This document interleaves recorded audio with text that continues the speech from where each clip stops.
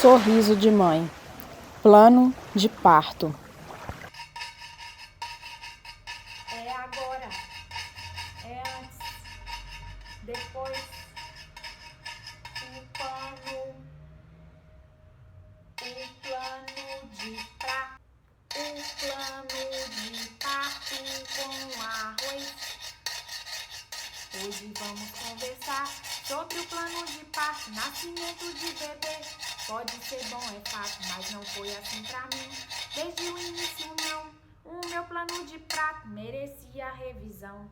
Como você já sabe, plano é o sonho escrito e o parto é o bebê que nasce bem bonito. Escrevi um documento que parecia o apocalipse e todas as violências tava dentro da lista tríplice. Fui então buscar ajuda das doulas e das manas. Conversaram comigo e mudaram todo o drama.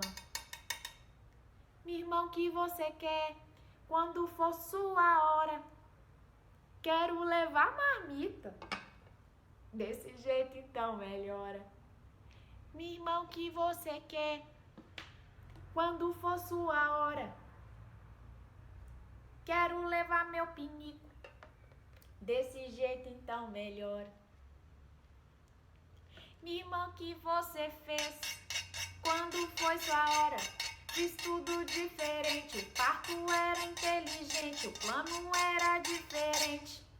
E acolhi a nossa história.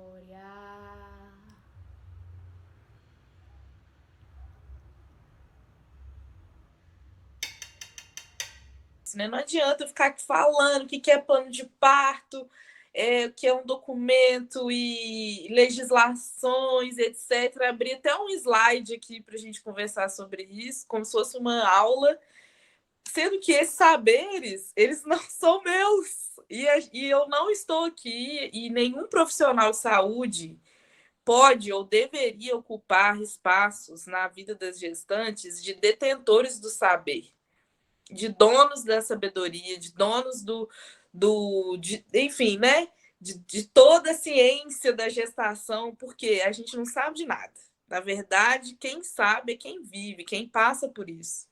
Então, é muito importante que a gente converse a partir desse lugar, porque é uma construção, o plano de parto, na verdade, é a construção de um caminho, de um planejamento, de uma opção A e uma opção B, C, D. Às vezes o parto vai do A até o Z, na verdade, né?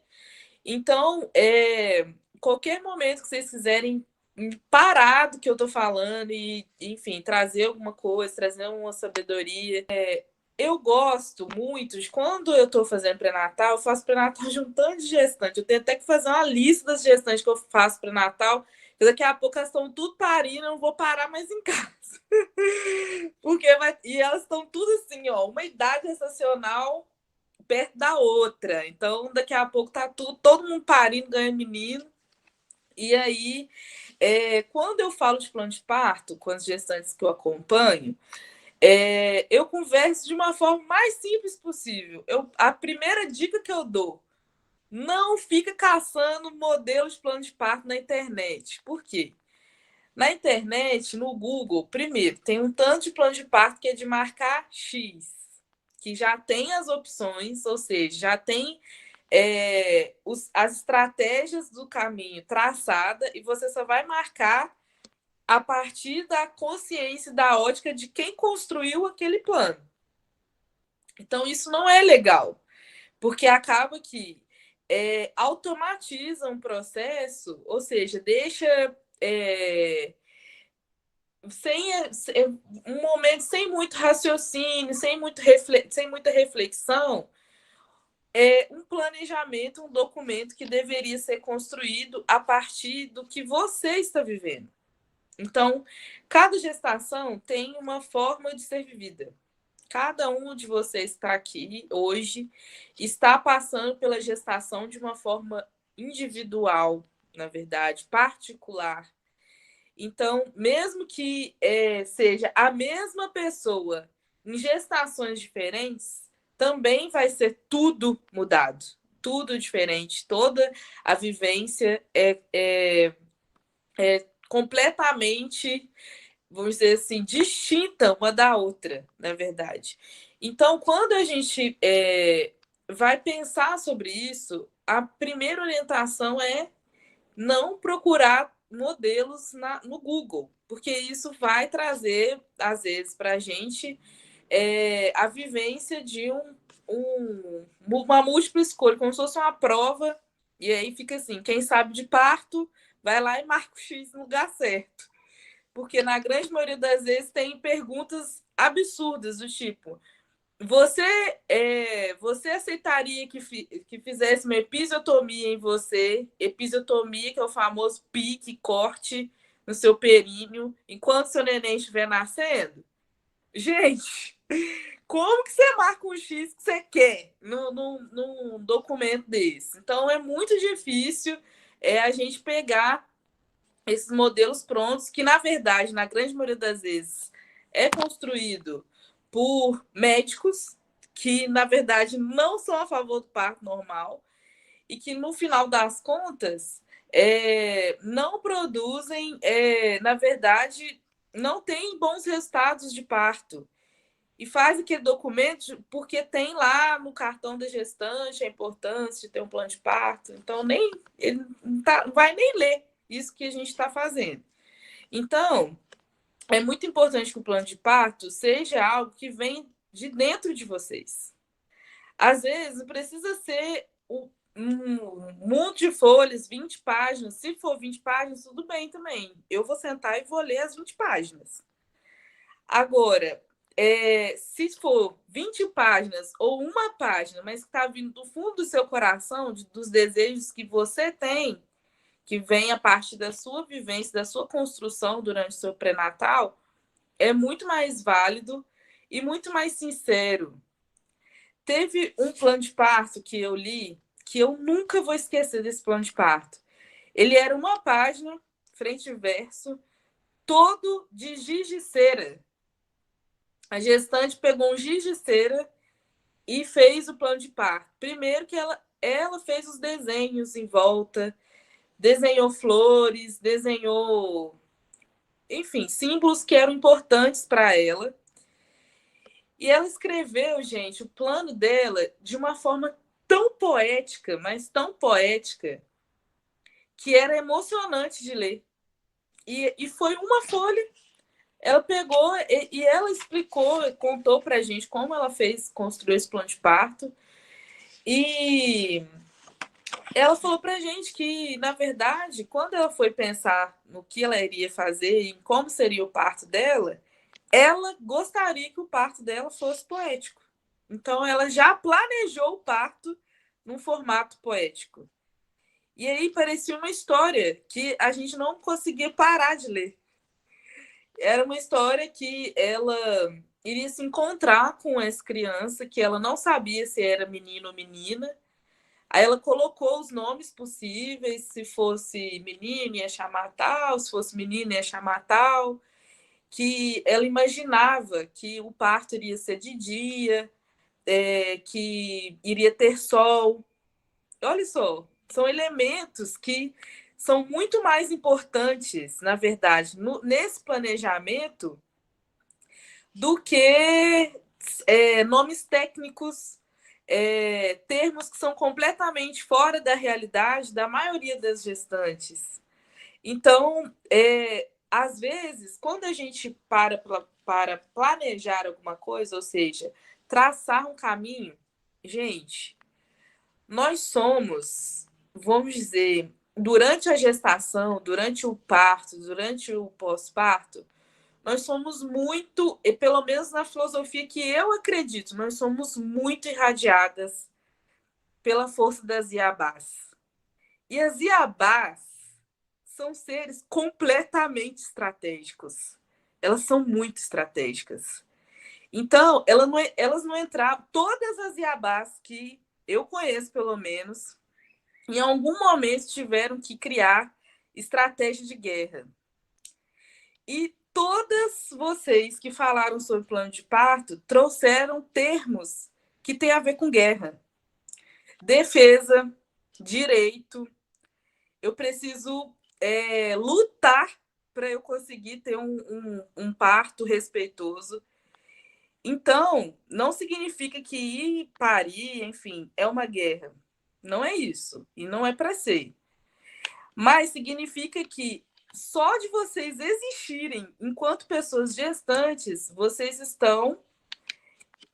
Vocês têm a necessidade de pensar estratégias contra um sistema que o tempo todo desacredita de vocês, que o tempo todo violenta a imagem das gestantes, que o tempo todo cria formas de sexualizar de uma forma completamente não legítima. Não que o parto não seja um evento sexual, não é sobre isso, eu acho que é, na minha opinião, um evento muito sexual, mas que, na grande maioria das vezes, o Instagram, por exemplo, é uma rede social que o tempo todo gonga imagens de parto como se fossem pornográficas, né? E aí são tantas e tantas dimensões que são atravessadas por um sistema que, na minha opinião, não é um sistema obstétrico, e sim um sistema médico que torna a gestação todos os dias doença, né? Como se as gestantes não conseguissem parir, justamente porque gestação é doença e lugar de doença no hospital. Então, quando a gente pensa em parir é só, vamos dizer assim, a ponta do iceberg, que é todo o ciclo gravídico puerperal. Por isso que quando o gestante chega para mim com 20 e tantinhas semana, eu quero o meu parto assim, assim, assado, eu falo, pelo amor de Deus, vai viver sua gestação. Deixa para você pensar no parto daqui a pouco, daqui a um tempo. Porque todo mundo fica focado no parto, no parto, no parto, no parto. E aí esquece todo o restante. Esquece que, às vezes, a gestação é um momento que nos ensina muito. É um momento que, gente, meu Deus, vocês estão aí vivendo, vocês vão poder dizer. É um momento que a gente é uma sensibilização que é para além do físico, né? No sentido de vocês estarem muito mais abertas a tudo que está à volta de vocês, né? A gestação é um momento que muitos de vocês vomitam muito, porque, na verdade, o corpo demora a entender que tem um ser ali dentro, demora a entender todo o processo que ele está passando. Então, assim, é todo um processo complexo, que muitas das vezes as gestantes não prestam atenção, não conseguem prestar atenção justamente por conta de fatores que estão para além dela, né? E justamente porque ficam focados pensando no parto. Então, para além do parto, né? Agora tem um monte de coisa antes do parto. Chá revelação, chá de não sei do que, e esse monte de coisa que, às vezes, é uma gastação de dinheiro que, no final das contas, não ajuda em nada vocês. E aí a gente fica pensando na importância da gente criar estratégias para, primeiro, viver bem a gestação, de forma tranquila, suave, que vocês se sintam fortes, nutridas. Isso que é o mais importante, né? Que vocês se sintam de fato acompanhadas. Todos os dias eu atendo gestantes enfim, na assistência ao parto, enfim, ou no pré-natal mesmo, que passaram por diversas consultas e que não conseguem nem entender o que está escrito na caderneta delas. Justamente porque pré-natal que são feitos de forma completamente erradas, que deixa a saúde daquela gestante no canto. Só quer cuidar do bebê que está dentro da barriga. Só quer escutar o coração do bebê.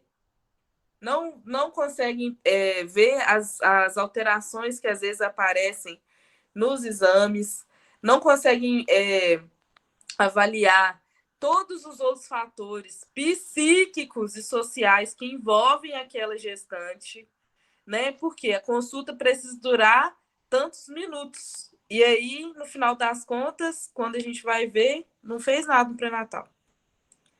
Então, é muito importante que a gente consiga reconhecer isso, porque, igual eu falei, é necessária estratégia. Não é à toa que vocês estão aqui querendo fazer um plano de parto. E aí, esse movimento, gente, de mudança desse sistema completamente complexo, cheio de problemas, não vai vir de nós, profissionais de saúde. Vai vir de vocês, que vão trazer para a gente as cobranças, sabe? E aí, muitas das vezes, ninguém questiona o tal do médico que escreve tudo esquisito no cartão de pré-natal das gestantes, que elas não conseguem nem entender o que está escrito. Então, é muito importante que a gente pense no plano de parto, que a gente construa esse documento, mas, de fato, pensando na legitimidade que esse documento tem. Então, por isso que é individual. Por isso que é uma coisa que precisa tirar um tempo, precisa separar um momento ali, separar um papel.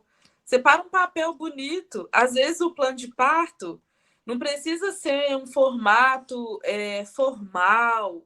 Às vezes o plano de parto pode ser até uma carta que você pode fazer para o seu neném e para você mesma daqui a um tempo ler, sabe?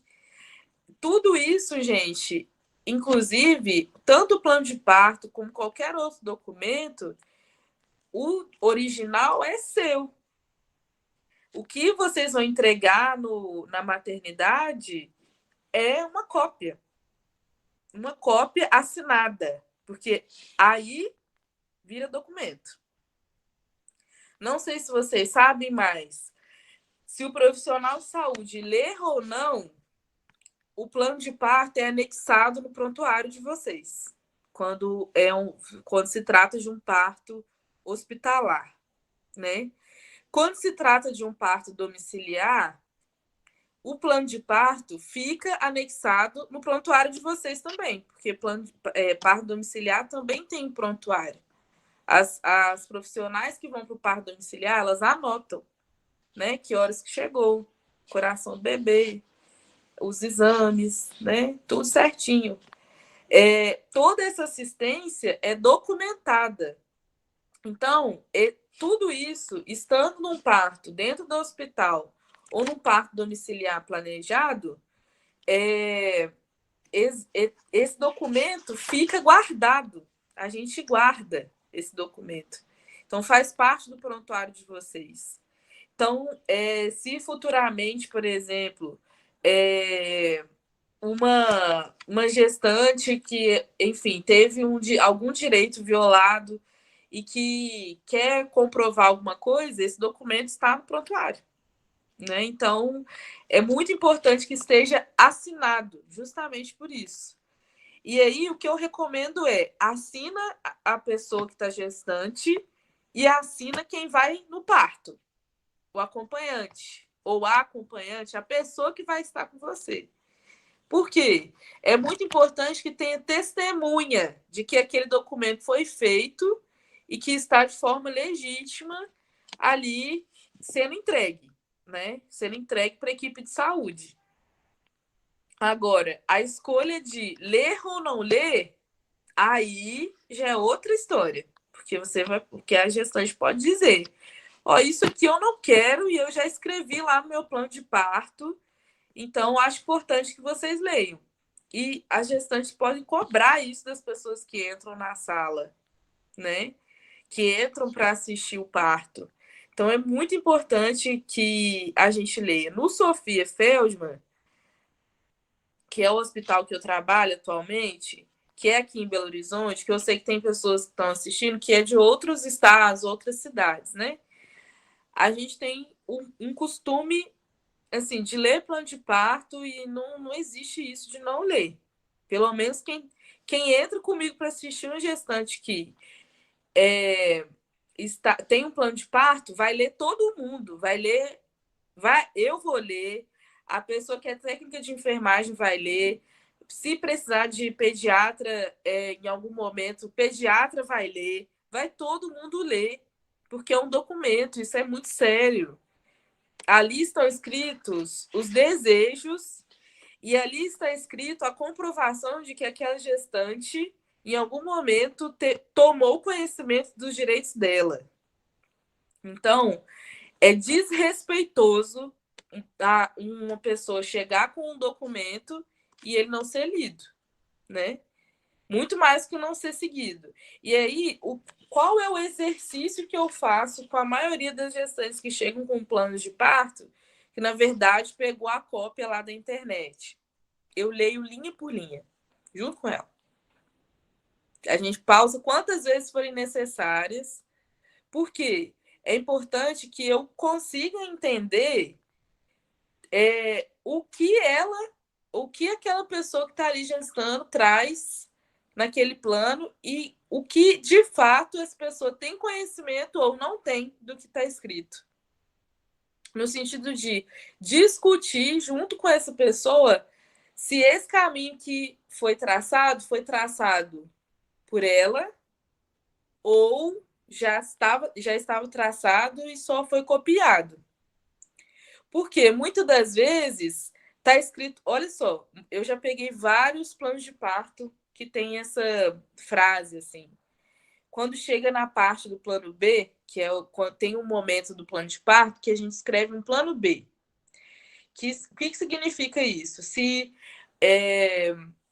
porventura o meu bebê tiver que nascer de cesariana, o que eu não gostaria, o que eu gostaria de ter nesse momento. E aí, quando a gente escreve essa parte, não significa que isso é um aval para uma cesariana desnecessária, sem indicação, não, tá, gente? Isso significa que a gente sabe que se alguma coisa acontecer, alguma urgência, esse plano B é um plano que a gente vai precisar seguir. Mas mesmo assim, eu tenho conhecimento e sei que eu não preciso ficar amarrada.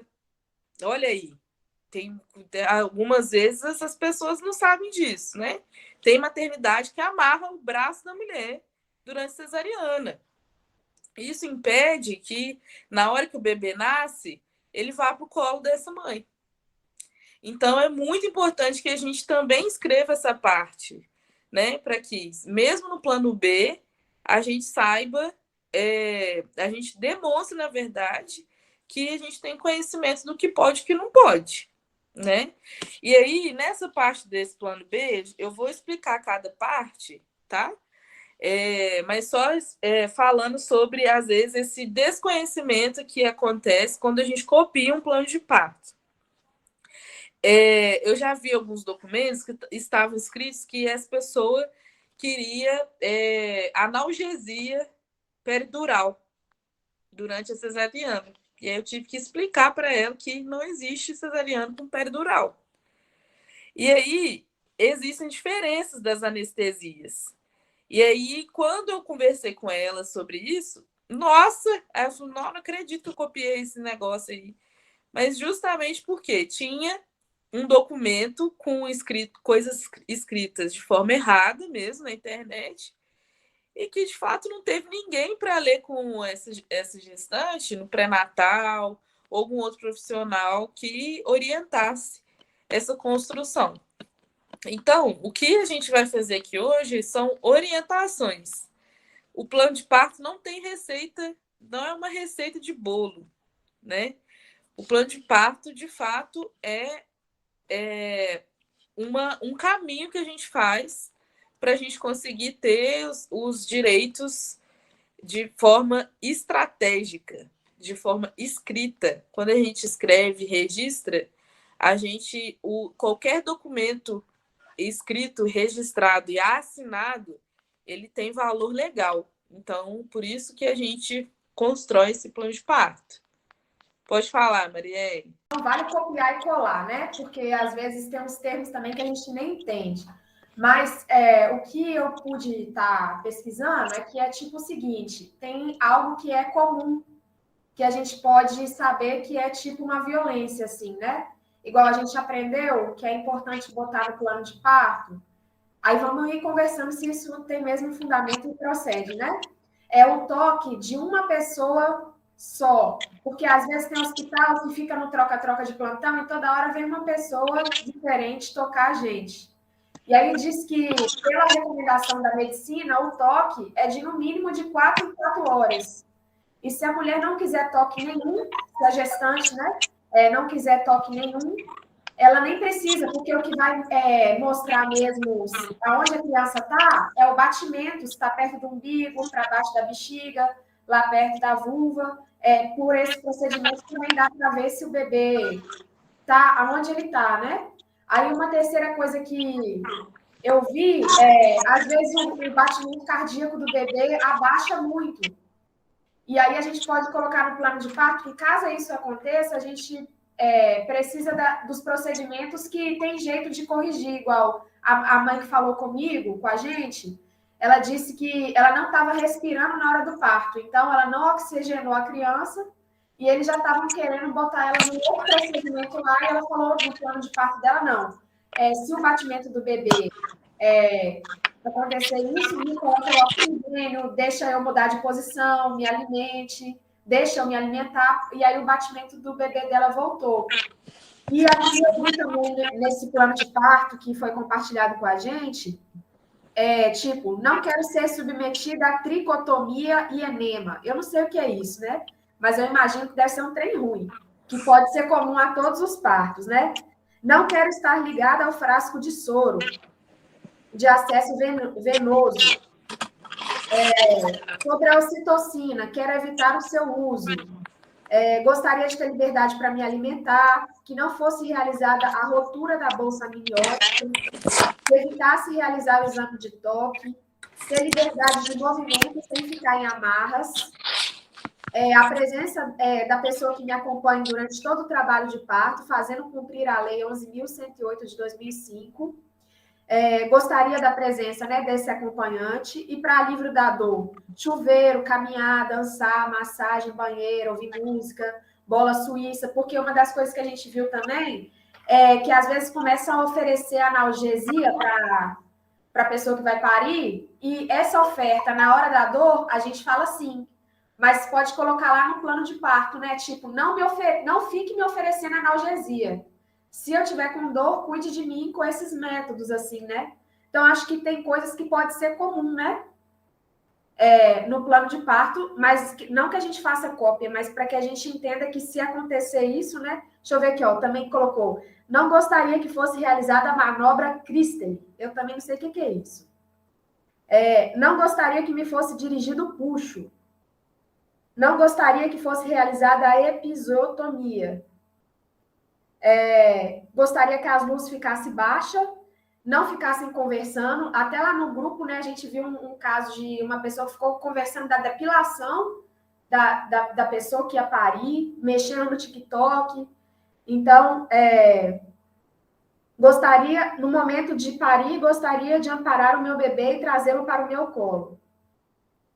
Eu acho que essas são coisas que podem ser comuns, não pode? Pode sim. Eu vou explicar o que é cada coisa, cada termo desse. Eu anotei aqui para eu não esquecer nenhum, tá? Olha, o que eu oriento, assim, que esteja escrito no plano de parto, né? Primeira coisa, é bom que quando vocês estiverem planejando, né, esse documento, vocês escrevam quem vocês gostariam de ter no parto, de ter bem em cima, assim, na parte de cima. Então, meu nome é fulana de tal. Por que é importante colocar seu nome? Para evitar que as pessoas fiquem te chamando de mãezinha, de queridinha, de flor, de gravidinha, e tudo com inha. Então, é muito importante colocar o nome de vocês e às vezes, o apelido, enfim, a forma que vocês gostam de ser chamadas, de fato, para evitar esse tipo de transtorno, né? Quando vocês estão lá em trabalho de parto, alguém chamando vocês por nomes diminutivos, isso não ajuda em nada. Colocar o nome, colocar o documento, que às vezes também precisa, isso é muito importante, isso torna o plano mais legítimo ainda, legalmente, tá? Colocar o nome da pessoa que vocês desejam, que acompanhe vocês, colocar o nome do bebê, né? Porque toda hora que alguém vai chegar para, enfim, toda hora que uma parte da equipe vai até a gestante, vai ser perguntado qual o nome do seu neném.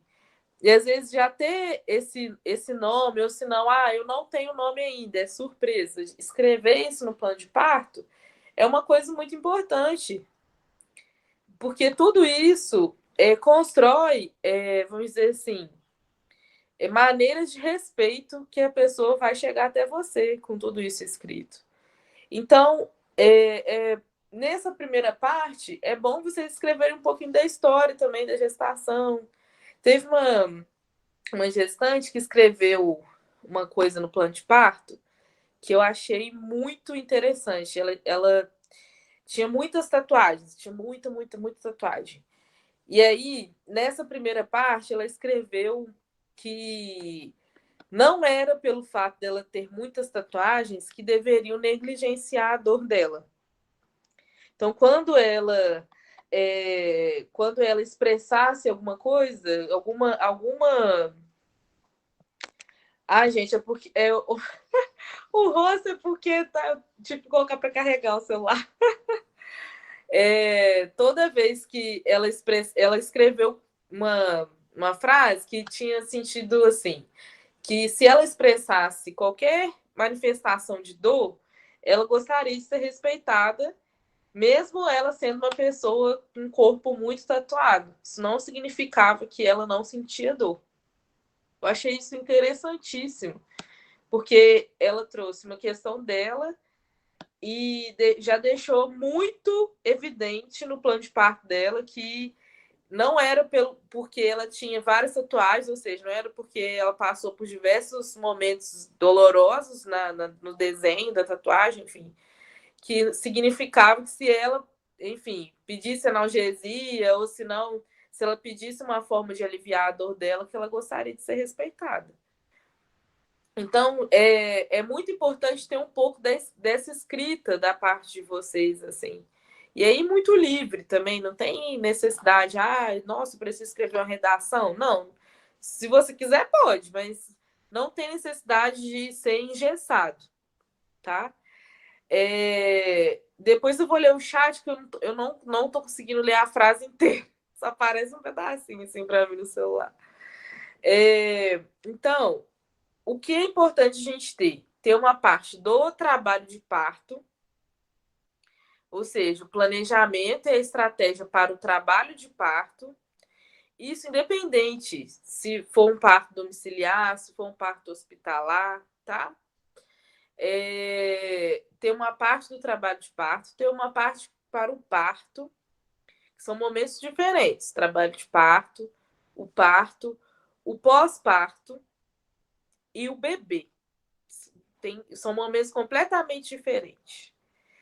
E aí, depois disso, existia a parte do plano B, que é, se não der certo, se nada der certo disso aqui que eu planejei, porque o plano de parto, ele precisa ser seguido de acordo com os desejos, de acordo com os direitos, tudo certo. Mas, às vezes, pode ser que, por alguma circunstância, alguma parte desse plano não seja seguida, tá? E aí é muito importante que a gente compreenda isso e converse com a equipe que vai estar assistindo o parto, tá? E aí, em algum momento, se o plano A, que é o parto normal, natural, enfim, que vocês estão planejando não der certo, tem que ter um plano B. E esse plano B seria uma cesariana, né? Então, isso precisa estar escrito lá o que deve, o que não deve nesse momento também. Mesmo que a gente não tenha necessidade de acessar esse plano B, tá? Então, no trabalho de parto, a Marielle trouxe alguns pontos aqui a serem discutidos, né? Que é muito importante estar no plano de parto de vocês. Se quer ou não quer, e entender também o que é isso, para que serve, qual que é a utilidade disso, né? Primeira coisa, toque, avaliação do colo, né? Saber lá quanto tá a dilatação, se o colo tá afinando, se o colo não tá, se o neném tá descendo, se o neném não tá. Gente, toque é uma avaliação, primeira coisa que é importante saber sobre toque. Não tem necessidade dele ser feito, ser realizado durante o pré-natal, tá? Por quê? Toque é um exame, é uma intervenção, na verdade, que serve para tomada de alguma conduta. Ou seja, a gente vai avaliar se, por exemplo, se aquela gestante está em trabalho de parto ou não, né? Juntamente com outros fatores, ou seja, sem contração, por exemplo, o colo não vai mudar. Então, se não tiver nenhuma contração, justamente por isso não precisa de toque no pré-natal. A gestante não está com contração, não está em trabalho de parto. Então, não tem necessidade da gente avaliar, né? No hospital, avalia na admissão, na hora que entra, justamente para saber se está na hora de internar ou se não está. Porque às vezes a gestante está com contração e o colo ainda não dilatou, o colo ainda está dilatando, ainda está o que a gente chama de imaturo, ou seja, um colo que está com poucos centímetros, né? Então, isso a tomada de conduta a partir de um colo, por exemplo, com 2 centímetros, com a bolsa sem estar rompida, está tudo certo com aquela gestante que está começando a entrar em trabalho de parto, a conduta vai ser orientar ela a voltar para casa, né? Ou se não, um colo que já está mais avançado, que tem mais dilatação, que está associado com contrações ritmadas, né, durante 10 minutos, aí significa que é o momento de internar. Isso considerando um trabalho de parto hospitalar, que a gestante está indo para ganhar neném no hospital. Agora, não tem necessidade dessa avaliação, por exemplo, num parto domiciliar. É muito raro ter necessidade de toque em parto domiciliar. No hospital, depois dessa avaliação de uma gestação que não tem nenhuma alteração, que não está induzindo parto, né? Uma gestação que está tudo certo, que está, enfim, evoluindo um parto naturalmente, não tem necessidade de ficar toda hora lá vendo a dilatação. Porque vão ser outros fatores dessa gestante que vão mostrar para a gente que o parto está perto ou não está, né? São outros movimentos corporais que vão deixar evidente para a gente que aquele parto está se aproximando, né? A voz muda, a forma de se comunicar muda. Tudo isso são fatores que são muito mais importantes do que dilatação. Porque dilatação, se a gestante estiver contraindo de forma ritmada, ela vai acontecer. A gente tocando ou não tocando. Então, esse intervalo de 4 horas é o intervalo mínimo. Ou seja, isso numa indução, por exemplo, uma gestação de alto risco que é necessária indução, esse é o intervalo mínimo. Ou seja, não tem necessidade de ser de 1 em 1 hora, que em alguns hospitais é ainda, de 2 em 2 horas, por quê? No intervalo de 1 hora, nada vai mudar, na grande maioria das vezes. E só vai criar mais ansiedade, e só vai incomodar mais, porque toque é uma intervenção que incomoda, que às vezes dói, né? Então, é muito importante que a gente saiba que esse é o intervalo mínimo. E pode sim estar escrito no seu plano de parto que você não deseja que essas avaliações sejam feitas de formas indiscriminadas, de formas sem te avisar, por pessoas diferentes. Isso tudo pode estar escrito, né? Porque não existe isso. toque tem que ser feito o mínimo possível. Não existe a necessidade de uma residente tocar, depois da enfermeira, depois do médico, depois do fulano de tal, depois do fulano de tal.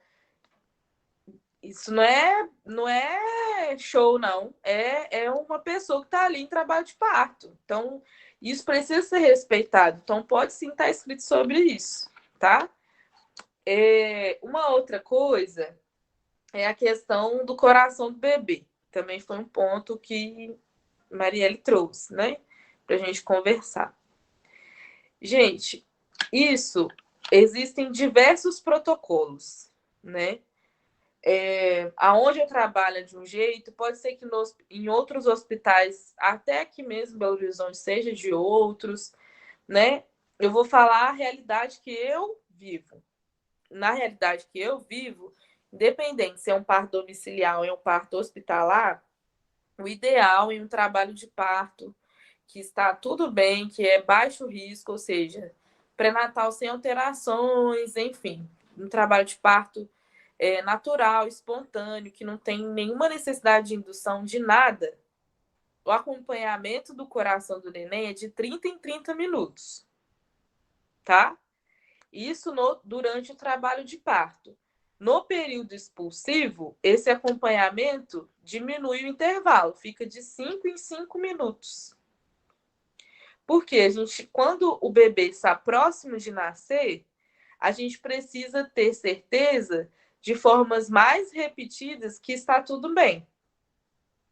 E a forma da gente saber em um trabalho de parto que o bebê está bem, que está tudo correndo bem lá dentro do útero, é através da escuta do coração desse neném.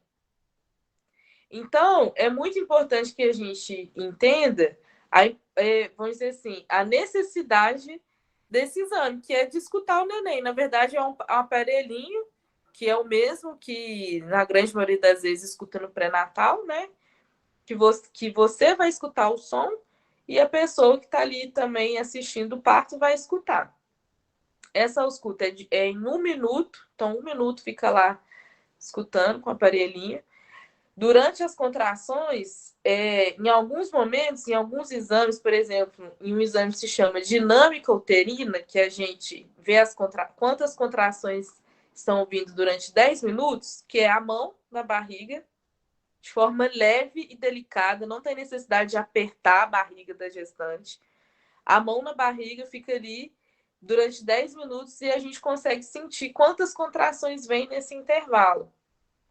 Durante esse exame, é importante ficar ali auscultando o coração durante esse tempo, 10 minutinhos, tá? Para a gente ter certeza como que o neném fica durante a contração, depois que passa. Tudo isso são parâmetros técnicos importantes da assistência do trabalho de parto, tá? E é importante eu conversar isso com vocês para vocês entenderem a necessidade de toda hora ir alguém lá e escutar o coração do neném, tá bom? Então, o que eu acho importante vocês escreverem no plano de parto é que vocês gostariam e desejam, na verdade, né, de que seja respeitado esses tempos em relação à escuta do coração do neném. Justamente o quê? Para dar segurança para o trabalho de parto de vocês, né? Porque eu não posso, eu falo por mim, pela minha assistência, onde eu trabalho é dessa forma, mas eu não posso garantir que em outro hospital tenha a mesma assistência e os mesmos protocolos. Porque eu já escutei de pessoas que falaram que ganharam neném que escutou o bebê 2, 3 vezes. Então, assim, né? Não tem como eu saber como que funciona nos outros lugares. Então, está escrito isso, é muito importante para as pessoas saberem. Poxa, essa gestante sabe do que ela está falando, né? Agora, outras questões relacionadas a alterações do coração, do ritmo, da frequência, isso eu acho que fica, vamos dizer assim, subentendido nessa frase de eu gostaria que meu bebê fosse escutado de forma, enfim, de acordo com o protocolo dessa instituição, ou se não, gostaria de ter segurança de que está tudo bem comigo, com o meu neném. o que acontece de alterado em relação a isso, não vale a pena falar aqui, porque vai ser uma aula só sobre isso. Eu vou ficar falando umas 7 horas só sobre isso. E também não tem necessidade de saber, vamos dizer assim, esses detalhes, porque se isso acontecer, o que é necessário que esteja escrito no plano de parto é que, se caso tiver alguma coisa alterada, eu gostaria de ser comunicada e de que me explicassem o que está acontecendo, de forma que eu entenda e que a pessoa que está me acompanhando também entenda, para que eu consiga decidir juntamente com a equipe o que fazer, tá? Porque os protocolos de reanimação, intraútero, tudo isso é de hospital para hospital, de instituição para instituição. E isso, assim, a gente teria que passar por muitos temas para a gente conseguir chegar até nesse momento, tá bom? Mas, de qualquer forma, o que é importante estar escrito e vocês terem acesso a esse conhecimento é o fato de que vocês podem escrever que gostariam de ser comunicadas caso tiver alguma alteração nesse percurso do trabalho de parto em relação ao coração do bebê, tá bom? Outra coisa, tem alguma dúvida sobre isso, gente? Tudo certo? Não tenho dúvida, não. Inclusive, estou achando muito ótimo Que os bom, Lala. conselhos. Está maravilhoso. Que bom, gente. Qualquer coisa pode me parar aí e perguntar. Se levantar a mãozinha, eu consigo ver, tá bom? Ou se não, abre o microfone e pede que a gente vai conversando. Uma outra coisa, um outro ponto que a Mar trouxe para a gente é sobre alimentação. Gente, gestante não precisa estar de jejum durante o trabalho de parto, ou seja, sem comer nada, sem beber nada. O que, na grande maioria das vezes, eu percebo é que, em uma fase do trabalho de parto, as gestantes querem comer tudo, em outra fase, elas querem coisas mais leves, mais líquidas, mais doces, tá? Por quê? É uma coisa, porque às vezes a contração pode dar um pouco de enjoo, pode dar um pouco de náusea. Então, tomar um suco, às vezes, é muito melhor, né, numa fase. Mas se esse gestante quiser, pelo menos na minha percepção, na minha ótica, né? Se esse gestante quiser comer feijoada do início até o final, tudo bem por mim. A gente até come junto, se ela quiser. Então, não tem nenhuma contraindicação em relação à alimentação. Gente, eu já vi gestante querendo comer diversas coisas. Teve gestante que ganhou neném comigo lá na casa de parto, que ela queria comer comida japonesa. Teve outras gestantes em parto domiciliar, então, açaí. Açaí é o campeão de alimentos que as gestantes amam enquanto estão em trabalho de parto. Então, o que é importante? Se for um parto domiciliar, está escrito e mostrar para as pessoas que vão estar ali onde estão esses alimentos que você gosta, né? Então, não tem contraindicação. Chocolate. Eu vou comer, isso vai fazer mal. Não, você já tem o costume de comer, você quer comer chocolate? Come, não tem nenhum problema. Teve gestante que eu já acompanhei que a família levou um banquete. Era fruta, mas era tanta fruta. E aí uma frase assim que eu nunca vou esquecer de uma amiga, que foi um parto que tinha assim, mais ou menos umas 10 pessoas na sala. Todo mundo que é gestante quis entrar, eu deixei entrar. Falei, você quer? Então você vai entrar, ué. Fica com você quem você quiser. Mas ficaram um tempo também, depois ficou as pessoas que iam acompanhar mesmo o parto. Mas antes dela parir, teve um banquete, parecia uma saladona de fruta. E aí uma das amigas dela falou assim, com ela, olha, você pode comer o que você quiser hoje é seu dia. Depois que ela falou isso, Eu nunca mais esqueci essa frase. Gente, o dia que vocês vão parir é o dia de vocês. Todos os dias é o dia de vocês, mas esse dia é muito especial.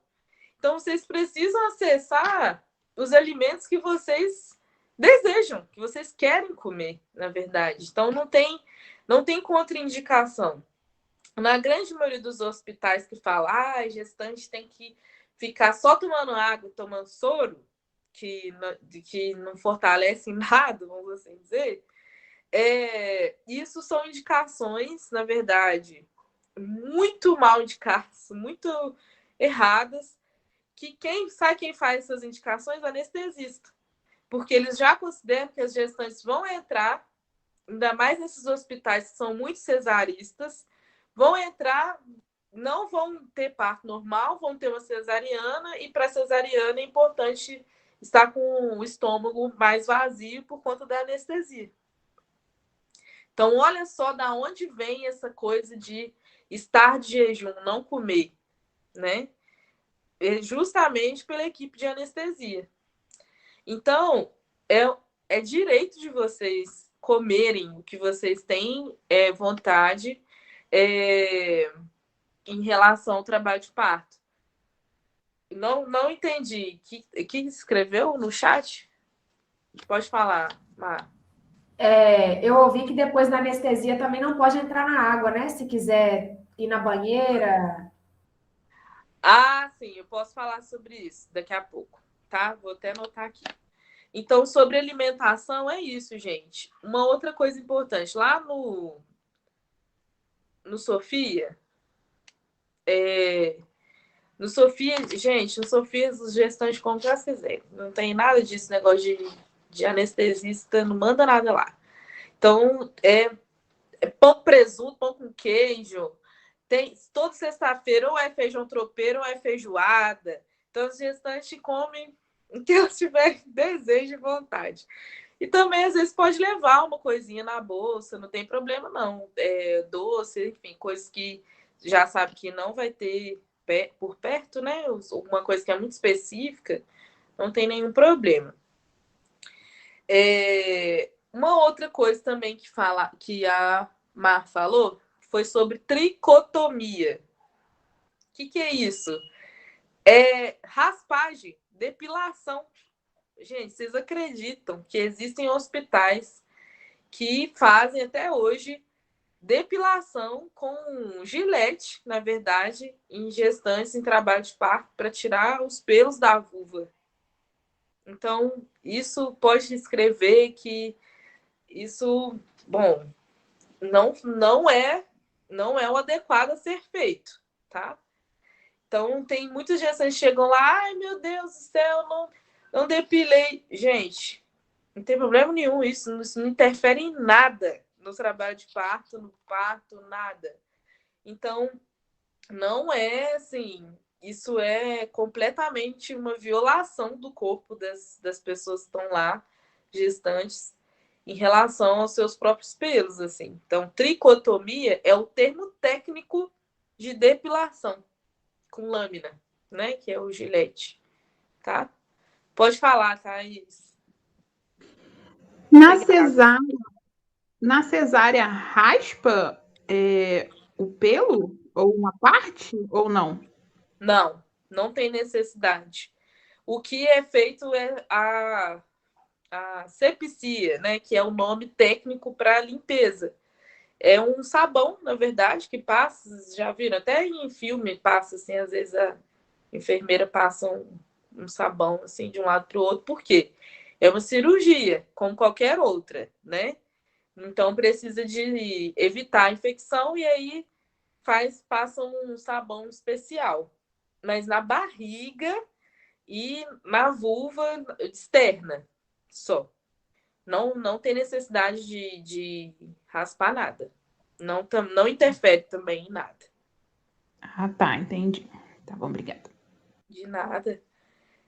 O outro termo que a Marco trouxe pra gente é enema. Gente, esse é o pior de todos, meu Deus do céu.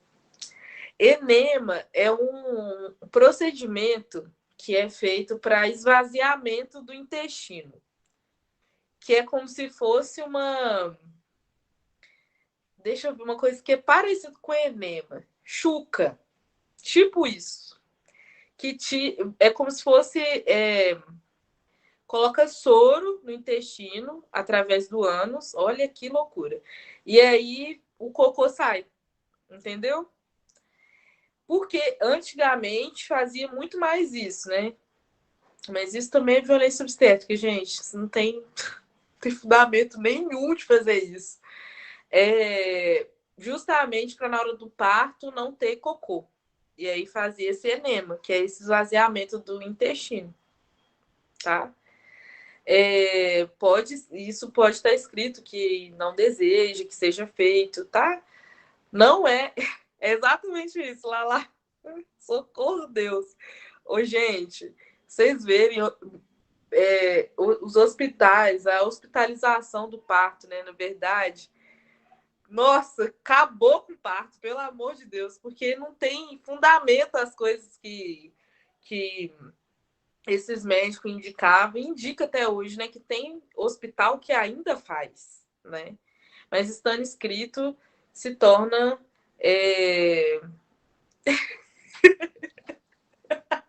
Ai, Marielle, não vai assim não, Marielle.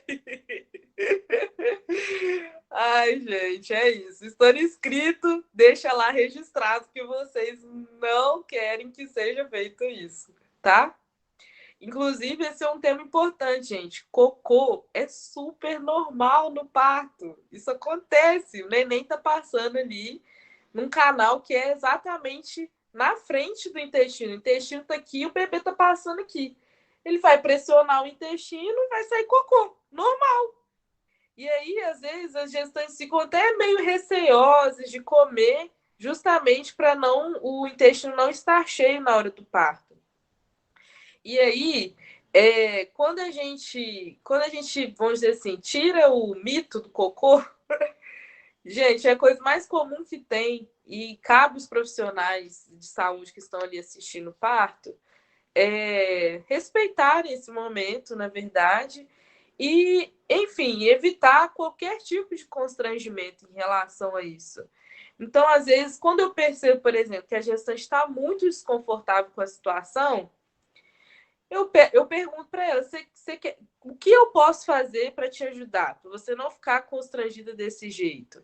E às vezes elas querem, eu quero tomar banho agora. Tá, tudo bem, a gente vai lá e toma banho, tudo bem. Então, não tem problema. Obviamente, tem muitas gestantes que simplesmente olhar para a gente, sentir o conforto e, na verdade, que entender que a equipe que está ali em volta não vai julgar, esse cocô. Pronto, acaba o mito e tudo fica bem, vamos assim dizer. Super normal, super comum, tá bom? No parto, então não tem necessidade de fazer enema das gestantes em trabalho de parto, pelo amor de Deus, gente. Outra coisa, se alguém tem mais alguma dúvida sobre esses termos?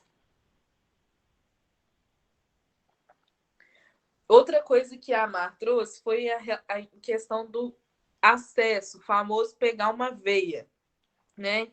O acesso, na verdade, é o nome que a gente dá para aquele dispositivo que é colocado na veia quando tem necessidade de fazer alguma medicação. Não tem nenhuma evidência vamos dizer assim, nenhuma pesquisa que comprove necessidade de acesso, né? Pegar uma veia. Em gestantes que têm baixo risco, que não tem nenhuma indicação de tomar remédio nenhum durante o trabalho de parto.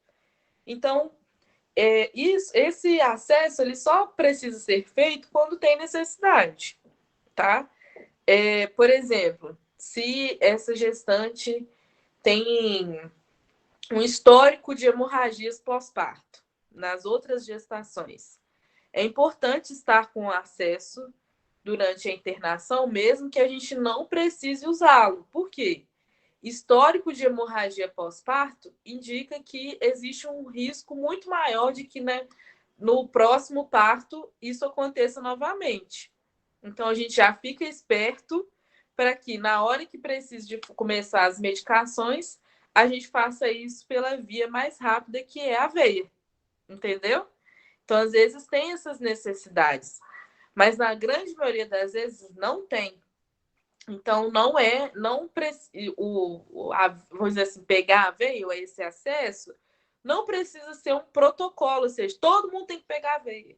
Não tem necessidade disso, porque não é toda gestante que vai precisar de fazer medicação, tá bom?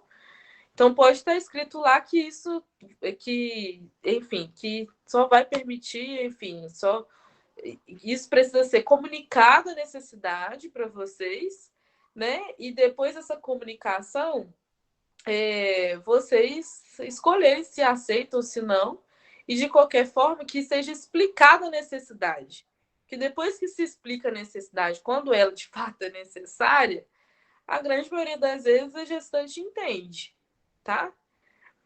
Outra coisa também que a gente precisa conversar é a ocitocina, né? O famoso sorinho, que o pessoal fala, dá um sorinho aqui para aumentar a contração. Gente, ocitocina é um remédio muito perigoso, que poucas pessoas sabem de fato os reais efeitos e riscos em relação a essa medicação. Então, como qualquer outro remédio, precisa de indicação para que ele seja feito. Primeira coisa, a ocitocina é um hormônio, né? Que, na verdade, naturalmente a gente produz. Sabe quando a gente fica apaixonado e sente um frio na barriga, assim, parecendo uma borboleta? Sendo bem poética mesmo, mas essa sensação é produzida pela ocitocina. É a mesma sensação do orgasmo. A mesma. O hormônio vamos dizer assim, o efeito que a gente sente, o hormônio que está ali na construção do orgasmo é a ocitocina. É o famoso hormônio do amor. Tá? Então, naturalmente, o que provoca as contrações no trabalho de parto espontâneo, sem necessidade de indução, é a ocitocina natural, que o corpo produz sem precisar de nenhum remédio, né? E justamente por isso que a gente fala que a ocitocina, os mesmos, vamos dizer assim, os mesmos receptores que vão, vamos dizer assim, a parte do nosso sistema nervoso que vai receber a ocitocina e vai dar contração, esse mesmo espacinho que ela encaixa é o mesmo espacinho que a ansiedade encaixa. Então, por isso que é importante a gente construir o nosso momento do nosso parto de forma tranquila. Por quê? A adrenalina, ou seja, os hormônios que causam sentimentos de medo, de dor, de ansiedade, vamos assim dizer, eles impedem que a ocitocina haja. Entendeu? Ninguém tem um orgasmo se tiver do lado de fora a torcida do Flamengo falando assim, goza, goza, goza. Não tem. Não é? Da mesma forma, o parto, ele não acontece se fica todo mundo gritando, faz força, faz força, faz força. Isso que é o que a gente chama de dirigir puxo, né? E esse negócio de dirigir puxo é alguém que não está sentindo a contração, que não está ali no corpo que está parindo, que fica dizendo para a pessoa, faz puxo, faz força, tá vindo, faz força. Gente, não tem como a ocitocina agir com a torcida do Flamengo falando isso. Entenderam? Então agora vocês não vão esquecer mais da cena. Imaginem a cena. Entenderam? Então é muito importante que a gente fale sobre isso, porque não precisa de ninguém falar para a gente a hora de fazer força. O nosso corpo, com a ocitocina natural, quando ele chega no momento do período expulsivo, ou seja, o colo já dilatou todo, o neném está descendo, está perto de chegar, tudo isso cria os movimentos naturais de expulsão. Os movimentos naturais de fazer força, porque o próprio corpo faz. São vamos dizer assim, são movimentos involuntários, entenderam? Então, ou seja, mesmo se a gente não estiver pensando, se a gente não estiver controlando, o corpo vai fazer, porque o bebê vai nascer. Então, não tem necessidade de outras pessoas externas ficarem falando, faz força, faz força. Então, isso pode estar escrito no plano de parto. Não desejo que dirijam puxo. Não desejo que outras pessoas me ficam me pedindo para fazer força. Que não tem necessidade, tá?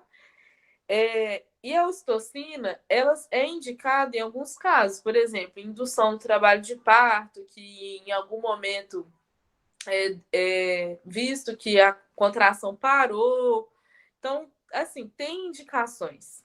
E aí, uma coisa importante sobre a ocitocina, para a gente fechar esse tema, é a relação, na verdade, a diferença da ocitocina durante o trabalho de parto, que é essa ocitocina que precisa de indicação, falando do remédio, tá? Da sintética. Agora, o hormônio natural já vai estar no seu corpo. Essa ocitocina do trabalho de parto e a ocitocina do pós-parto. Porque no pós-parto existe a indicação do uso da ocitocina. Obviamente, se essa gestante permitir que seja feito. A ocitocina, que aí não é no soro, é pura, é uma injeção no músculo, ou no braço, ou na coxa, que é feita para evitar a hemorragia pós-parto. Porque depois que o neném nasce, depois que a placenta nasce, essa ocitocina é feita para o útero contrair e ir voltando para o lugar, com auxílio desse remédio, de forma mais rápida, para evitar que o útero fique, vamos dizer assim, mole e fique saindo sangue de hemorragia. Então, a ocitocina, no pós-parto, dessa forma, com a injeção, né? Ela é feita, na verdade, é ofertada à gestante, toda vez é perguntado, olha, esse aqui é o ocitocina, um remédio que serve para fazer, para evitar a hemorragia pós-parto. Eu posso aplicar? E a gestante fala sim ou não. Se ela disser não, existe depois as meninas, as técnicas de enfermagem pedem para assinar, tipo assim, dizendo que não foi feito porque a gestante não quis. Diminui em mais ou menos 60% a chance de ter uma hemorragia pós-parto. Mas, de qualquer forma, a própria gestante aceita ou não, tá bom? Isso tanto em parto hospitalar quanto em parto domiciliar, tá? E aí, em relação à ocitocina, é isso. Outra coisa que apareceu foi o termo Cristelé. Cristelé é uma manobra proibida. Não pode ser feita, tá? Proibida, lei federal. Se um médico for, vamos dizer assim, pego fazendo isso, ele pode ser preso em flagrante. Então, isso é proibido. E na grande maioria das vezes, nas instituições que ainda é feito manobra de Cristelé, não é registrado nos prontuários que essa manobra está sendo feita. Ou seja, não existe provas de que isso acontece. Então, é muito importante que a gestante escreva sobre isso no plano de parto, que não deseja, que a gestante já sabe que isso é contra a lei, isso está errado, isso é violência obstétrica, e que a pessoa que vai estar ali acompanhando esse gestante no trabalho de parto também saiba sobre isso. Por quê?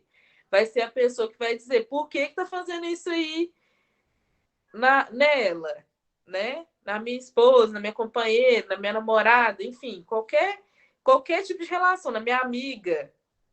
Cristelé é uma pressão que é feita na barriga dessa gestante. Isso é violência obstétrica, isso machuca tanto a gestante quanto o bebê. Enfim, uma série de atrocidades que acontecem a partir desse Cristelé, tá? Que, na verdade, não serve para nada. Que antigamente eles falavam que servia para o neném descer e nascer, né? Mas isso não ajuda em nada. O que faz o menino nascer e descer É contração, não é cristelé, tá bom? E um outro termo é a episiotomia. Episiotomia também é violência obstétrica. Não existe nenhuma pesquisa feita até hoje que indique a necessidade desse corte. Episiotomia é o nome técnico do corte que é feito no períneo, tá? Períneo naquele músculo entre a entradinha da vagina e o ânus. Que eles, quem faz, fala que faz para o menino nascer mais rápido, para ajudar a sair do bebê. Só que isso é uma grande mentira. Não ajuda em nada, só cria desconfortos para a puérpera depois, dor, por ser uma laceração intencional. Então, laceração, às vezes, o que acontece? O neném passa naturalmente e rasga um pouco do tecido da onde esse neném passou, né? Então, quando isso acontece, ainda é avaliado se vai ter necessidade de dar ponto ou não, que às vezes nem precisa, ou às vezes nem rasga. Então, a justificativa da episiotomia é com essa mentira, né? Para ajudar o menino a nascer mais rápido e para evitar lacerações graves. Mas como que a gente evita uma laceração fazendo uma laceração? Então não faz nenhum sentido essa justificativa. Então, episiotomia, gente, eu não sei mais quantos partos eu já assisti. Não sei. De 1000, acho que já passou. E nenhum deles eu fiz epísio. Nenhum deles, porque não tem necessidade. Não tem nada que justifique a realização de um corte, de uma mutilação do períneo de uma mulher. Isso não faz nenhum sentido na minha cabeça. Justamente porque eu não gostaria que fizesse no meu. Então, para que eu vou fazer no dos outros? Isso não faz nenhum sentido. Então, isso pode estar escrito. Tem vários outros nomes que são usados nas maternidades. Pique, cortezinho, piquezinho. No final das contas, é tudo a mesma coisa e tudo só atrapalha, tá? Então, é muito importante que a gente fale sobre isso. Esses foram os pontos que Marielle trouxe, né? Isso a gente está falando já do trabalho de parto e do parto. Agora, no pós-parto, é importante que esteja escrito sobre o que você gostaria que acontecesse quando seu neném acabou de nascer. Eu quero que venha para o meu colo. Eu quero que, enfim, tirem uma foto. Tudo isso pode estar escrito. Eu gostaria de amamentar o meu bebê logo depois que ele nasce, que ele vai nascer. Então, isso é muito importante a gente escrever sobre isso, né? Por quê? Tudo isso, em algumas instituições, vamos dizer assim, já faz parte, já está incutido na equipe, no cuidado que a gente tem. Mas em outros lugares, não. Então, é importante estar escrito sobre isso. É muito, gente, de uma grandeza tão, assim, tamanha. Um neném que acabou de nascer e fica no colo, né? Fica ali esquentando, tendo contato com a pele de quem gestou aquele ser durante todo esse tempo. Então, isso é um momento de reconhecimento, é um momento de silêncio, para que, gente, tudo o que acontece com o neném é a primeira vez. Então, é a primeira vez que ele está vendo a luz do sol. É a primeira vez que ele vai estar escutando todas as vozes. É a mesma coisa a gente sair do nosso quarto e entrar numa balada. É assim, sair do silêncio de vozes abafadas e escutar tudo acontecendo aqui nesse mundo. Então, quanto mais a gente introduzir de forma suave essas experiências para o neném, melhor, né? Então, falar baixo, silêncio, a equipe precisa fazer silêncio. Obviamente, quem acabou de parir, a família, tudo isso aí é outra história, né? Porque aí esse neném já está adaptado àquelas vozes. Mas não tem necessidade da gente estar contando a história do futebol da noite passada no nascimento daquela criança, né? Você está escutando, vendo um vídeo no TikTok enquanto a mulher está lá parindo, né? Não faz... Isso é um absurdo. Então, é importante estar escrito sobre isso. Ainda sobre o bebê, é muito bom a gente escrever alguns pontos, né? Vou falar 3, que são os mais importantes, e as outras coisas vocês podem escrever da forma que, enfim, que vier na cabeça de vocês, tá?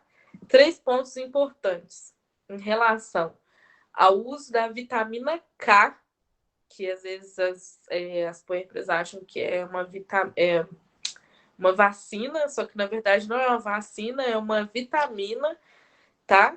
A vitamina K, que é uma injeção que é feita no bebê depois que nasce, e aí não precisa ser feita de forma imediata. Pode esperar o que a gente chama de hora ouro. Pelo menos 1 hora o neném ali em contato pele a pele, amamentando, entendendo que ele nasceu. Depois desse tempo, que aí pesa o neném, mede o bebê, tudo isso depois de um tempo. Não tem necessidade de ser imediato. Acabou de nascer, tem que pesar, tem que medir. Não tem nada disso. Não tem pressa nenhuma. Então, essa vitamina K, ela serve para evitar uma doença que se chama doença hemorrágica do recém-nascido, que é uma doença rara, porém, se caso o bebê venha a ser acometido por ela, é muito grave, tá? Então, isso virou um protocolo nacional, na verdade, enfim, em todas as maternidades. A vitamina K também é oferecida no parto domiciliar, tá? Mas, de qualquer forma, só é realizado qualquer tipo de procedimento com o bebê se a família permitir que seja feito, tá? E uma outra coisa também importante, tudo pode ser acompanhado tanto pela puérpera quanto pela pessoa que vai estar ali acompanhando todo o processo. Ou seja, não tem necessidade de tirar o bebê de perto de vocês para fazer qualquer coisa. Tudo precisa ser feito às vistas de vocês, tá? Não existe isso de levar bebê para berçário. Ah, tem que ir lá não sei aonde para fazer. Tudo bem, então vai lá não sei aonde, mas eu vou junto. Beleza? Então tá. Então, tudo isso são, vamos dizer assim, são medidas que são importantes para que vocês vejam o que está sendo feito com o neném, tá? Então, a vitamina K serve para isso. O outro ponto é o famoso colírio, né? Que em algumas maternidades ainda é o nitrato de prata, porém, isso já é um protocolo muito importante da troca do nitrato de prata pelo PVPI. No Sofia é o PVPI, tá? Que na verdade o nitrato de prata ele é muito agressivo, dói muito, então teve a necessidade de trocar por uma medicação que fosse menos agressiva, tá? Esse PVPI, esse colírio, serve para evitar alterações visuais alterações visuais relacionadas à clamídia e para evitar cegueira gonocóxica, que é uma cegueira que acontece a partir do contato desse bebê com a gonorreia, tá? É uma consequência dessa infecção sexualmente transmissível. O que acontece? Por que é um protocolo? O pré-natal no SUS, na verdade não só no SUS, né? Mas nenhuma rede que faça o pré-natal não cobre a realização da pesquisa de gonorreia e de clamídia, tá? Durante a gestação pode ser feita, porém não é um protocolo, porque é uma pesquisa cara. Então, o SUS principalmente não cobre esse exame, a realização desse exame. Então, o que o Ministério da Saúde, vamos dizer assim, concluiu? Para evitar que tenha essas alterações, bebês com essas alterações de um exame que é caro, a gente não consegue fazer, é muito mais barato para o Estado E é muito mais efetivo nesse momento a gente prevenir com uma medicação, com o colírio, tá? Então, por isso que é protocolo. Porém, da mesma forma, eu não quero que seja feito esse colírio no meu bebê. Escreve no seu plano de parto e na hora que for oferecido, diga que não quer. E se não quiser, às vezes pode ser que tenha necessidade de assinar algum lugar escrito que foi oferecido, porém não foi aceito. Tá bom? Alguma dúvida sobre isso? E já acho que a gente pode ir para os planos, né? Porque é muita coisa que a gente tem em comum que não é bom fazer, né? Mas só assim, a ocitocina, eu ouvi a moça dizer que tem um nível que aplica nela, né? Se injeta na hora do parto. Um montão, tipo, começa a dar muita contração, você tava lá no ritmo, mas se bota muita, tem que ficar olhando a dosagem de ocitocina que vai pôr, né? E aí eu não sei se tem uma regra dessa dosagem, depende da mulher. E se der eu vi que a hemorragia é muito comum, né? Porque assim, tem esse histórico, né? Às vezes a maior parte nem frequenta o pré-natal, às vezes tem uma infecção de urina, alguma coisa, e chega lá da hemorragia. Quando dá hemorragia, deve mudar tudo lá, né? Tipo, o que é orientado se a gente tiver hemorragia? Como é que a gente pode ficar tranquila? Sabe, eu fico pensando assim nessas coisas. Só essas duas últimas para a gente ir para o plano de parto. Tá. Então, em relação à ocitocina, tem sim uma regra, mas só que isso é uma regra técnica, que as pessoas que vão estar ali assistindo que precisam saber a dosagem a partir dos exames que são feitos, tá? Não tem necessidade de escrever sobre isso no plano e não tem necessidade também de entender, porque são contas que a gente faz a dosagem a partir de bomba de infusão. Então, é um cálculo que a gente faz, porque é uma medicação, igual eu disse, perigosa, que precisa de vigilância, na verdade, né? Precisa de alguém ali que entenda o que está acontecendo para que ela seja feita. Exatamente por isso precisa da indicação, tá? De uma indicação para que ela seja feita de forma correta. Agora, em relação à hemorragia pós-parto, as instituições têm protocolos também de resolução dessas hemorragias. Hemorragia pós-parto não tem nenhuma relação com infecção urinária, tá? Infecção urinária pode causar outras coisas. Pode causar parto prematuro, pode causar ruptura das membranas, né? A bolsa romper antes da hora. Mas por isso que é importante a gente fazer os exames nos tempos certos e assim que chegar o resultado, já ver o resultado. Se tiver infecção, já começar a tratar, tá? Mas em relação à hemorragia, não tem como prever que ela vai acontecer. Mas se ela acontecer, precisa ter equipe devidamente treinada e ter as medicações certas para tratar essa hemorragia, né? Hemorragia é uma das principais causas de mortalidade materna no mundo.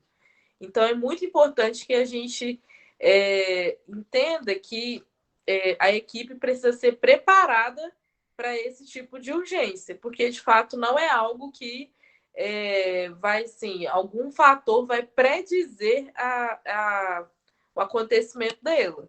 Às vezes pode ter, por exemplo, histórico de hemorragias anteriores aumenta o risco, tem alguns fatores que aumentam o risco, mas não tem como a gente prever o acontecimento da hemorragia, tá? Então, quando ela acontece, são feitas medicações para resolver, tá bom? Mas as equipes de saúde precisam estar devidamente treinadas em relação a isso. Agora, é muito importante que, às vezes, a gente tenha essa conversa nos pré-natais. Por exemplo, anemia é um fator de risco para desenvolvimento de hemorragia pós-parto, anemias graves, tá? Hemoglobinas menores do que 9. Então, isso são fatores que aumentam o risco. Cesarianas prévias, tudo isso, né? Então, pressão alta, tudo isso aumenta o risco. Gêmeos, gestação de gêmeos, tá bom? Esse aqui é um exemplo de plano de parto, como a gente conversou, existem um universo de possibilidades. Para mim foi um desafio fazer o documento. Ele começou com várias páginas e eu tinha estudado mais a questão do racismo, da violência obstétrica. E foi para mim um momento fundamental quando eu encontrei um livro chamado Pariremos com Prazer. Vai traçar um histórico, né, de como que em várias culturas o parto não precisa ser medido pela dor e os movimentos, né, desse trabalho para fazer vir o nascimento, eles podem ser abertos, né, ao invés de contrair, cerrar os dentes, fechando a boca, e essa ligação da boca, né, com a vulva, ao invés de fechar, é possível soltar, mas existem vários históricos, né, vários bloqueios que às vezes a gente precisa cuidar e trabalhar, né, para sentir outras formas de gerar a criança, né? E aí, o meu plano de parto, eu optei por colocar ele em tópicos, para ficar com a leitura batida, né? Coloquei um espaço para assinatura, né? Quando ele fosse anexado no prontuário médico, para que ele se confirme como um documento, né? A importância da assinatura. Também me disseram da necessidade, né, de às vezes a gente sair desse modo de parecer que é um número e ser pessoas, né? Então, colocar a nossa foto no documento. Eu optei também por fazer um cabeçalho bem objetivo, né? Com o meu nome em caixa alta. O nome do bebê, no caso, né? É um bebê surpresa, então eu havia solicitado que o sexo da criança não fosse revelado pela equipe profissional e que a mãe ou o pai pudessem ser as primeiras pessoas a tocá-la, né?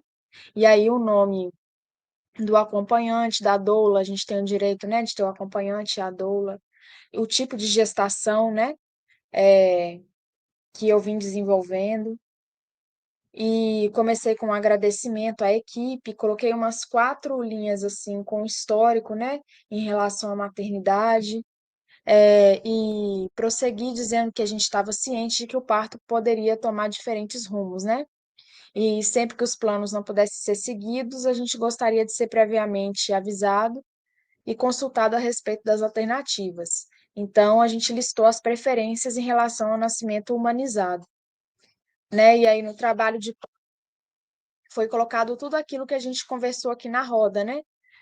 Da importância da humanização, né? De poder se alimentar, se movimentar, se expressar, o toque, né? Também pontuei aqui no plano de parto, sobre a anestesia e tudo aquilo que foi conversado durante um encontro com a Ingrid. Coloquei sobre o pós-parto também, né? Eu fui descobrir no finalzinho da gestação a medicina placentária. Então, a nossa placenta, o umbigo do bebê, todos eles podem virar remédios, né? Para a gente repor as nossas energias, para realizar outros cuidados quando vierem as cólicas. Então, também foi algo muito bonito de descobrir, né? Que o nosso corpo relembrar, na verdade. Nosso corpo é potente, e que a gente dá conta e ainda o que a gente pare pode voltar para nós e ser um modo da gente se nutrir, né?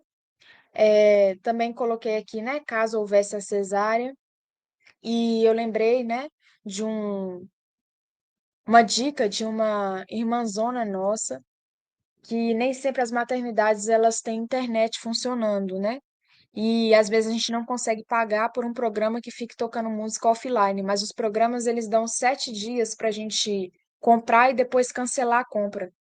Então, eu fiz isso, baixei o Spotify como se tivesse comprado, criei uma lista de músicas que eu sabia que poderiam me fortalecer, e foi muito bonito porque tocaram justamente as músicas que tinham mais sentido para nós na hora que a bebê estava nascendo, né? Nasceu de cócoras, foi a postura que meu corpo pediu no dia, né? E o plano de parto pensado, ele não foi o que aconteceu no dia, porque a bebê fez o cocô, deu líquido miconial e eu precisei fazer um parto normal, porém induzido, com o primeiro remédio que foi o misoprostol. não chegou a necessitar da ocitocina, que é esse hormônio que a gente gera quando sente prazer, quando sente amor, quando sente alegria. Então, tá aí a importância, né? Por mais que eu não segui tudo aquilo que eu pensei, grande parte do que eu escrevi foi de fundamental importância na hora, porque aqui a gente já coloca também, né? Que a gente tem essa capacidade de sonhar o parto que a gente quer, o nascimento que a gente quer, e tudo isso flui, né? Para que aconteça. A nossa mente, a nossa cabeça, a nossa firmeza. E foi importante para mim levar para o hospital as folhas, as plantas, a essência, um difusor com um cheiro gostoso para mudar o cheiro do quarto, as comidas. E dois pontos que eu precisava ter estudado mais. Eu estou editando essa roda agora no puerpério, né? Sobre a amamentação. Eu tive uma intercorrência que é o mamilo invertido. Então, no pré-natal, acho que já teria sido muito importante, né? Se eu tivesse buscado mais sobre a amamentação e sobre o próprio puerpério, né? Que é quando a gente precisa ter uma rede de apoio. Quando não tem, é quando a gente precisa também criar estratégias, né? De como que vai congelar a comida, como que vai descansar, beber água, para que a gente consiga passar por essa fase. Depois que houve, né, o trabalho de parto, teve a hora de ouro, a bebê mamou no meu seio, só fui dar banho bem depois, uns 2 dias depois. Eu senti falta de ter comprado um spray, que chama Andoba, e uma calcinha, que é tipo uma fralda, porque como foi o parto normal, ainda continuou com sangramento, né? E algo que eu também foi muito importante para mim é lembrar que a contração ela é como uma grande onda do mar. Ela vem e ela vem para a gente trabalhar junto com ela, trabalhando junto com ela, o nosso corpo lacera menos, né? E ela dura segundos. Então foi algo que eu fui falando na minha cabeça para eu lembrar na hora, assim. E tudo isso também teve junto, né? De uma fogueira que eu tinha feito antes em casa, de dançar, né? Uma das irmãzonas assim pegou, fez uma chamada, a gente dançou. é, E aí é o que eu aprendi com a doula também, né? A criança nasce quando o pulmão está preparado, porque às vezes a gente vê várias coisas na internet, como a tâmara, beba suco de abacaxi, suco de limão.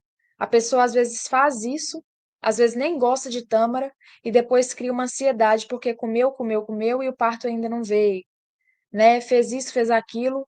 Então é a gente buscar estratégias que vão nos acalmar, que vão nos ritualizar de acordo com aquilo que a gente acredita.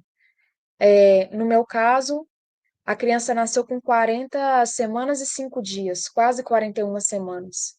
E aí, controlar o coração, né?